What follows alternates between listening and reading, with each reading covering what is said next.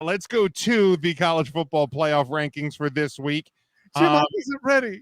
Let's if you're watching along on the video, you can see the full top 25, but let's cover the top 6 because really that's probably all that's in play at this point going into college football championship weekend.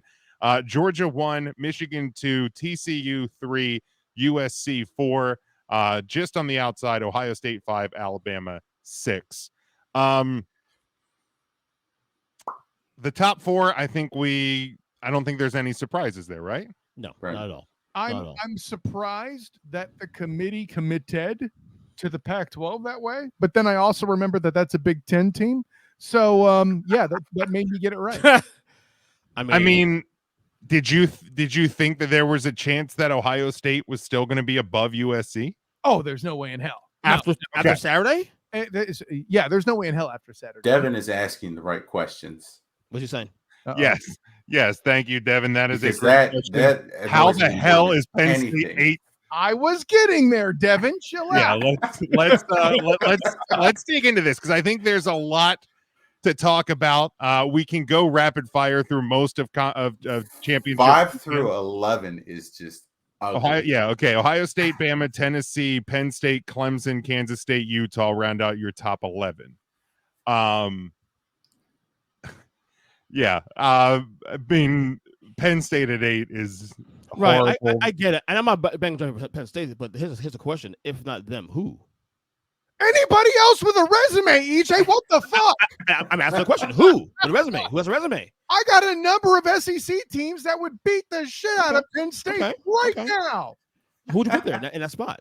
Who I don't disagree with you. I'm just saying, who would you put in that spot? What? That's your answer? No, I don't. No, I don't. Stop. You're asking the wrong question. Who else would you put there? The list is too long. We don't want this show to be 3 hours long, EJ. Because after 7, the next SEC team on ranking here is number 14. Yeah.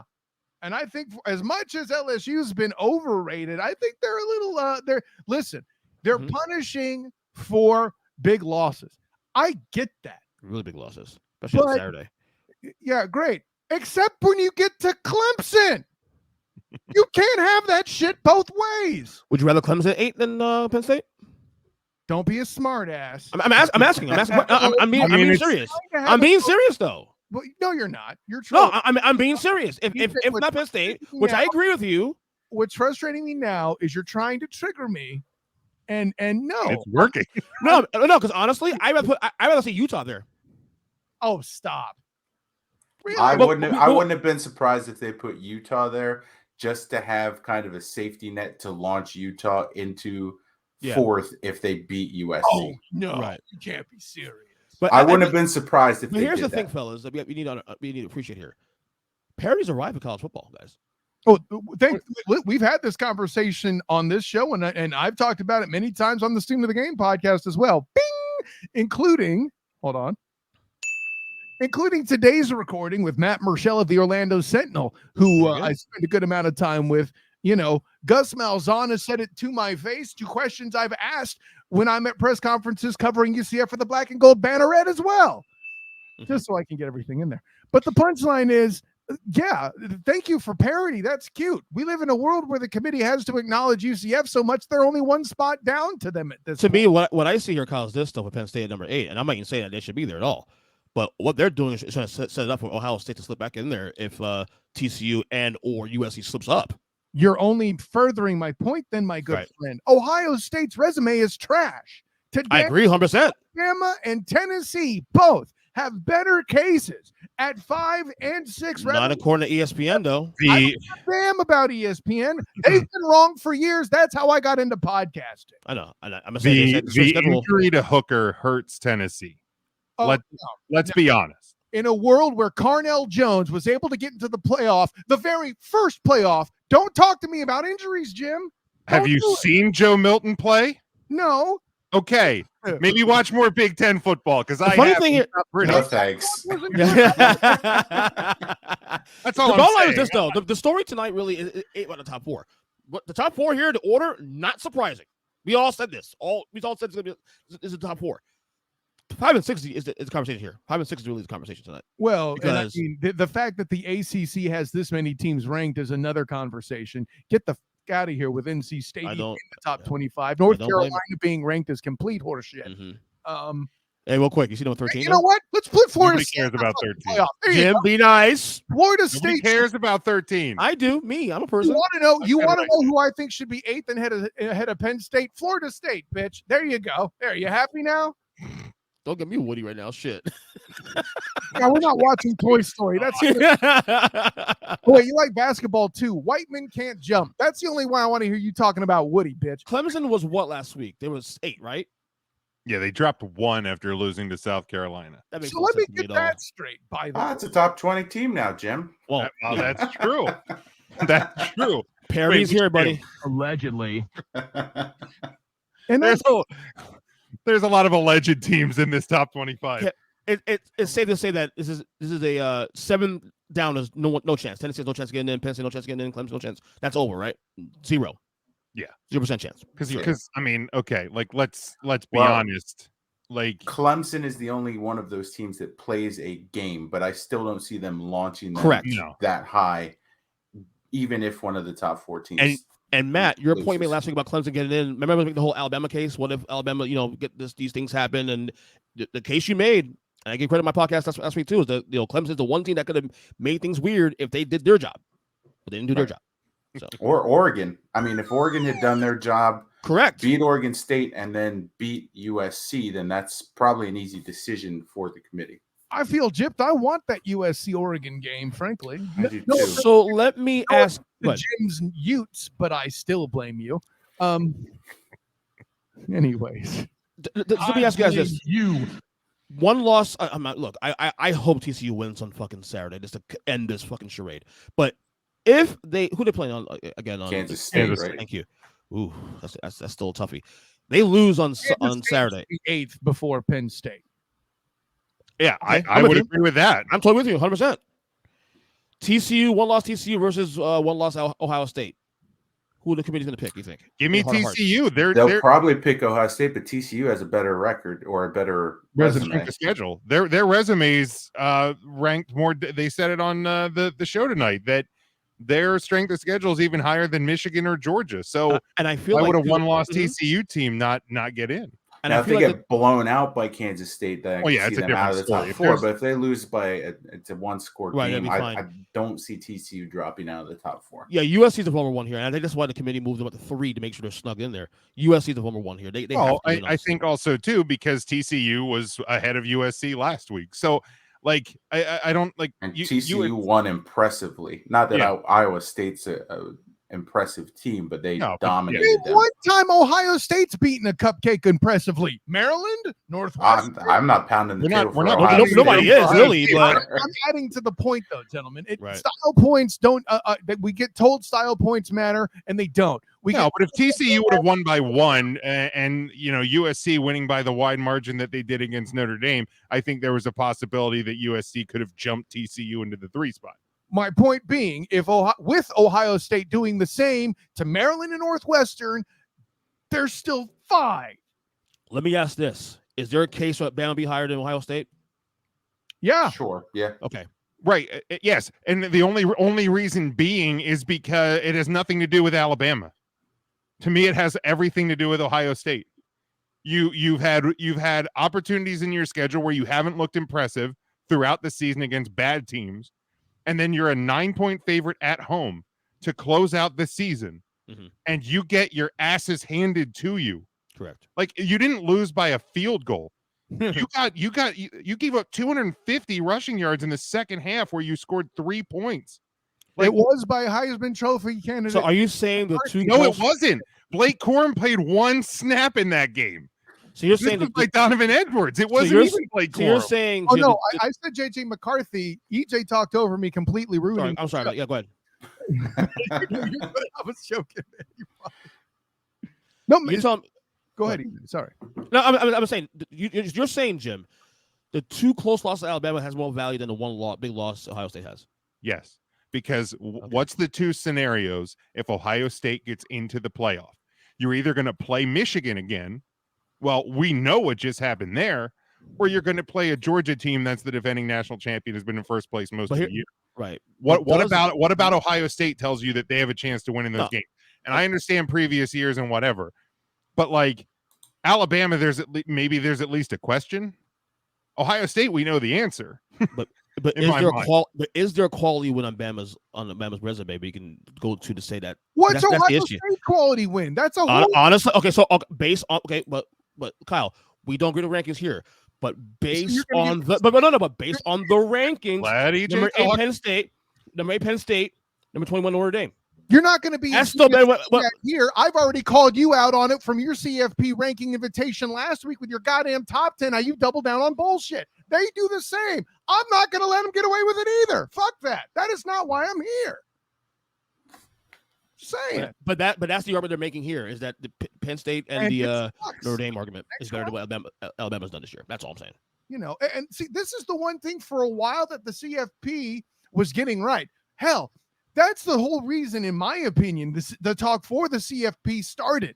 Ohio State getting into the BSC championship game and getting precisely trounced. I think it was by Florida. I don't remember precisely, but they had the what was it? Troy Smith was the quarterback, I believe. Correct. Yeah, who was the Heisman winner and did nothing as a backup for the Ravens when he got drafted. But them getting into that game with the advantage of sitting back and not playing, that was the whole thing that got the talk for the playoff to start. And the one thing it's done right, typically, is that the conference championship matters and teams don't necessarily get in sitting back. There may be an example of something happening somewhere that I'm not remembering. That's perfectly fine. Hell, like I said, Carnell Jones even got a shot as an injured quarterback. And yet here we are with Ohio State with the same bullshit again. Some sorry year from the Big Ten. Oh, the SEC's down this year. You want to talk about down? Look at the Big Ten, ladies and gentlemen. And you want me started on the mother-loving ACC, right? No. Ohio State at 5, you're right back to the same problems. And guess what, gentlemen? An extended playoff ain't going to finish that shit either, because Washington is not a number 12 team in the nation either. Let me ask you this. Let's say we end Saturday night and Georgia wins their game. Michigan wins their game. TCU loses in a close one in K-State. USC loses the close one to Oregon, right? Utah. No, Utah. Sorry, Utah. I blame you, EJ. Does this 4 stick? No, of course it won't. If USC loses, they're done. Yeah. Okay. TCU can lose a close game and stay in the top 4 at 4. And in your scenario, what happens with 1 and 2? They both win their games. They both win. In. Okay. Which they're going to, by the way. Georgia's safe, to be honest. Georgia can lose to LSU and they're still in. Shouldn't Michigan also be safe? I was going to say that, yeah. Yeah, I would say Michigan's safe. Okay. So 1 and 2 are in, even with a loss. They may end up 2 and 3, 3 and 4, whatever. Right. Yeah, 3 and 4 are the ones in play. I think TCU is safe with a close loss. I think USC has to win. Now, if Michigan loses badly, I could see the committee knocking them out, but I would be surprised. It would have to be because a bad loss. then you have the problem of, I mean, who gets in? Do you really put Ohio State in? The team that you actually fucking beat. The team that, I mean, and again, if that game's earlier in the season, maybe that argument that scenario holds a little water. This is literally, 8 days before you're going to put out those final rankings in the playoff matchups. Like I even with the big loss, I feel like, which I don't see happening for the record. Spoiler alert for the predictions coming up, but yeah, I don't. I don't see them dropping out. Yeah, let's see. Catching up on a couple of the comments here. Mike said he'd put Clemson, Kansas State, and Utah ahead of Penn State. I don't know where he gets Clemson. Wait, Clemson, who else? Clemson, Kansas State, and Utah. I can't sign off on Clemson. But yeah, but honestly, Clemson and Penn State flip a coin. I feel like they're equally overrated. If your alleged team, did their job, EJ, they might be more worthy of 8 than Clemson. Mike, I agree. Tennessee's playoff chances died when Hooker got his injury. Yeah. While it shouldn't be, it is. And Dana comes through with Joe Milton is bad. That's why. Look, Joe Milton's not good. Cardinal Jones wasn't good either, folks. What's that? You said Cardinal Jones wasn't good either, folks. And he is your first playoff champion quarterback. This is true. Yeah, well, he probably had a better defense than Joe Milton would have in that scenario. Well, that is true. I've seen Heupel's defense. Right, exactly. So that doesn't defense. That doesn't he has help one. Tennessee as well there. Let's see. All right. So in the scenario that Mike presents, EJ presents, if TCU and USC both lose, who are your four? EJ, go ahead. If TCU and USC loses, right? Mm-hmm. It depends how they lose. Honestly, fair. Because if you're asking me, I'm part of the committee. That 4 stays. But I don't trust it. Lose? But if they both lose, but if they lose the close games, they still stay. But if you ask me what I think can happen, both teams lose by 10 to 14. So TCU's resume is better. Yeah, TCU's resume is better. We established on this podcast today. TCU's in. Is USC still in? USC's out. Correct. And I hate to say it, Ohio State. I hate to say it. Okay, Kyle, that's an area. Correct answer is Bama over Ohio State. This 5, them there is complete shenanigans. Matt, that scenario. TCU still stays. It should be Bama in the 4 spot, but the committee kind of worked themselves into a corner. They can't really have Bama leapfrog Ohio State when both teams didn't play, right? Correct. Yeah, right. Unfortunately, that would mean Ohio State's in, and they get the shit kicked out of them by Georgia, and nobody cares about the game. Yeah, there's precedence for one team that didn't play championship weekend to get in. Bama did a couple years ago, not for 2. Yeah, I mean.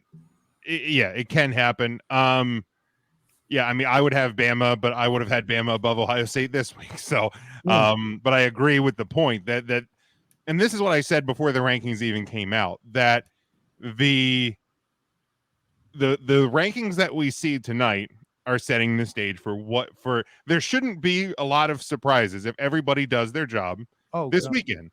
There shouldn't be any surprises. This is the 4 that you're going to see. Wait a minute. I just thought of something, and apologies that it's coming this late. No. I think the committee actually has the balls to do this. Here we go. TCU, to your scenario, Jim, 10 to 14 points. TCU stays. USC's done. All right. Much to the chagrin of my good friend Mark Mancini, who joins me on the Snoo the Game podcast. Bing. Bing. That was my Bernier Bing, if you will, from the 5 for Fighting podcast, by the way, here on the Huddle Up podcast. Bing. Clemson, assuming they do their jobs, would have been a conference champion. And to the joy of our little committee here, the committee would have the balls, I believe, to put a number 19 in the top 4 at this juncture. No. That was Matt's whole thing last week. You can say no if you want. And it was Matt's whole thing last week. And listen, nobody expected Texas A&M and South Carolina. Nobody. So props to Matt, but he's going to get it right just through a different path that he didn't intend. And I'm not taking that away from him. But at this juncture, because they're going to say, well, we said conference championships matter. That's an actual statement made by a committee member in the past. And with all the help that they have, and nobody wants to hear about it, from active and former ADs and coaches in the ACC, I cannot rule it out that a conference championship winning Clemson still has, and albeit a small chance, tantamount to the chance that Cincinnati had to make it last year when everybody shot themselves in the foot, or as EJ always very cordially puts it, shits the bed. That's still on the table. I don't think it is, because here's the deal. Okay, you may win a conference title game, but you have a a big loss to a team who's going to be in the 20 to 25 range when next week's rankings come out. When the final rankings come out. Why would South Carolina drop that much? I'm talking about Notre Dame. Oh, remember Clemson got handed. Their asses handed to them in South Bend, and then they lost to South Carolina this weekend as well. So you like their resume does not stack, and I think that's why they're as low as they are now. Like Ohio State's resume sucks, but they only have one loss, and that's to a team that's going to be in the top 2. Really? And who have they played exactly? Oh, well, according to the rankings here, number 8 Penn State, and number 21 beaten a Notre Dame team that Clemson couldn't beat, and they also beat the current number 8 team. Right. So what I'm hearing, like Ohio State's resume is not good, but it's better than Clemson's. So in some ways, they kind of saved themselves that kind of drama if that played out, Kyle. Well, we did this because they have it. Number 18. They think they have, but that conference championship is going to muck up the works. I'm telling you. I hope it does. We love chaos here.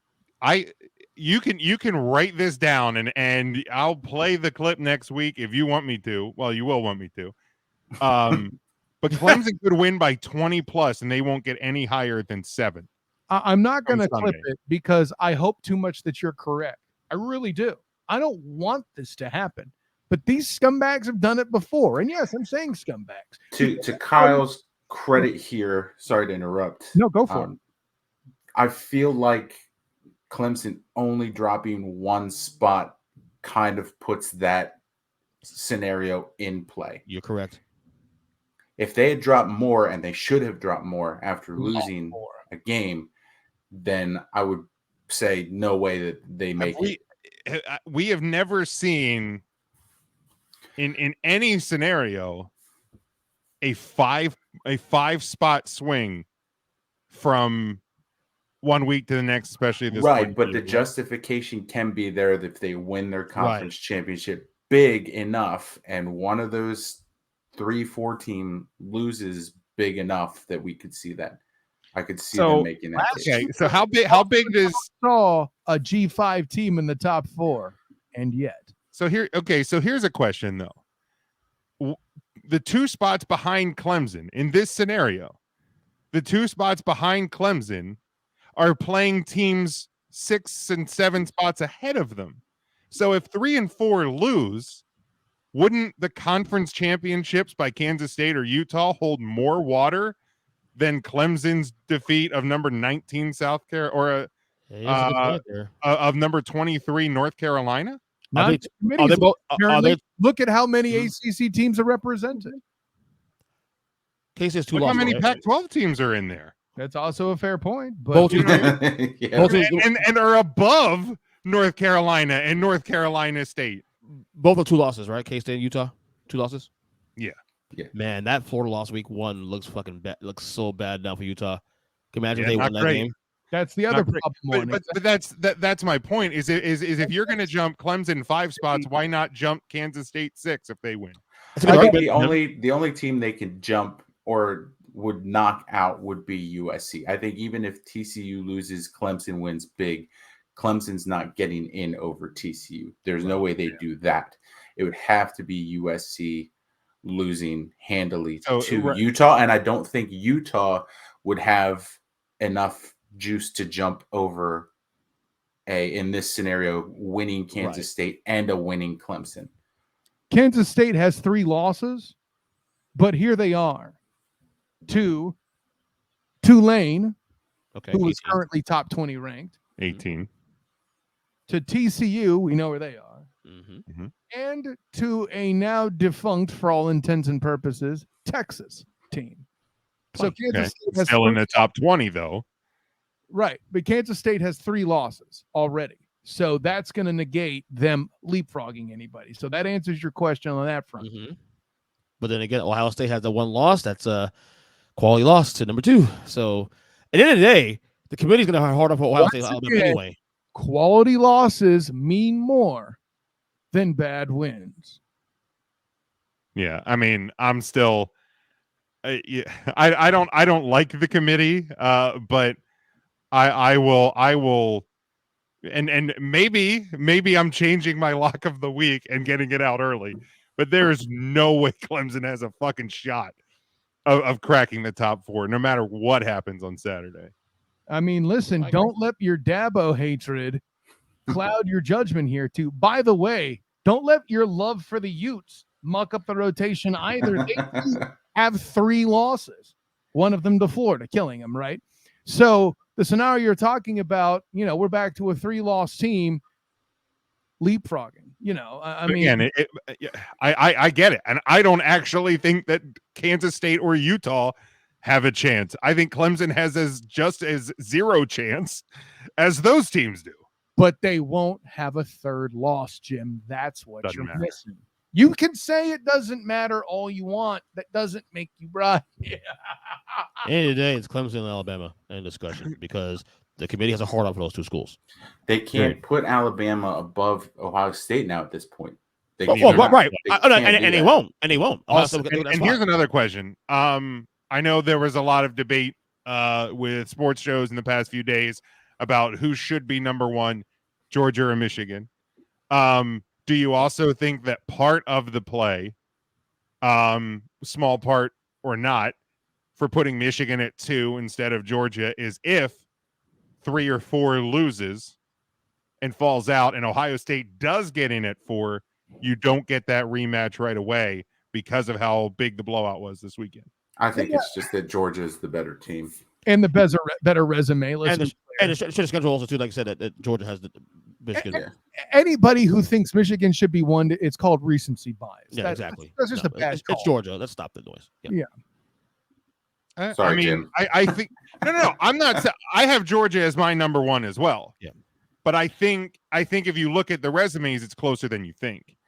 Georgia's might be better, but I think it's closer than you think. How?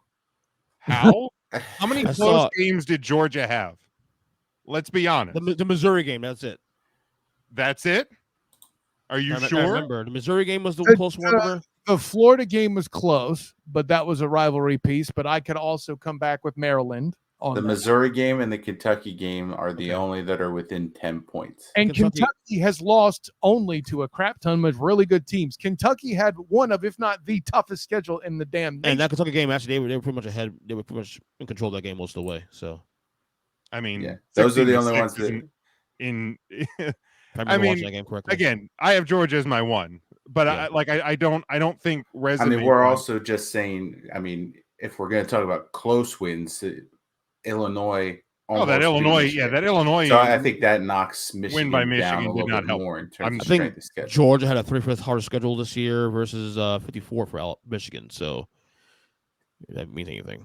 Well, I mean, the problem with strength of schedule rankings is it depends where you look. Because I looked at one earlier that had Georgia at 6 and Michigan at 11. So okay, strength of schedule is there's a million different ways to calculate that as well. So this Michigan schedule is awful in terms of strength of it. And Ohio State, it's all baked Ohio State and the Penn State game. And Penn State. Well, they're looking at it. But that's my point. Let's keep the bullshit of Penn State at 8 in there. You can tell me all about the different ways to measurement. Listen, Jim, I'm in data. I know what you're getting at. But the difference is that big. I don't give a damn what measure you're using.